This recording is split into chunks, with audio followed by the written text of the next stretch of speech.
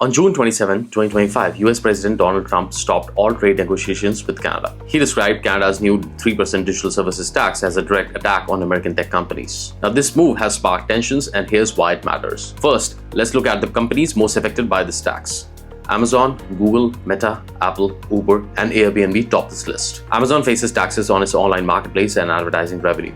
Google and Meta are targeted for their income from online ads and social media platforms. Apple's App Store and digital services like music subscriptions are also taxable. Similarly, Uber and Airbnb pay for their online ride-sharing and rental platforms. Now, to be taxed, these companies must earn over $550 million globally and $14.6 million in Canada. Payments are due by June 30th, 2025, but the tax applies retroactively to January 1st, 2022. This means US firms could face a collective $2 billion bill. Now, looking back at the history, back in 2020, Canada proposed it as a temporary solution. The goal was to tax digital giants fairly until global rules were in place. The OECD's Pillar 1 talks involving over 140 countries aimed to create those rules, but progress stalled largely because the US sought exemptions for its tech firms. Frustrated by delays, Canada acted alone. On June 20th, 2024, it passed the Digital Services Tax Act. Canada's Liberal government argues that this tax promotes fairness. Tech giants profit from Canadian users but often pay minimal taxes due to no physical presence. However, not everyone in Canada agrees.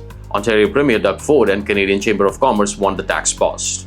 They worry about job losses and the damage to the $400 billion US-Canada trade. Economist Jim Stanford takes a different stance, rather a bold one, suggesting that Canada raise the tax to 25% to resist US pressure. Globally, France, the UK, and India have similar taxes pushing for fair contributions from tech firms, yet the OECD's global tax deal remains unresolved, with US objections causing ongoing delays. On the US side, Trump has threatened new tariffs within days. His administration is also considering a Section 301 investigation to impose further measures. If Canada's tax holds, other countries may strengthen their own taxes, but this could cost US firms billions globally, while Canada faces US tariffs that could raise prices for consumers.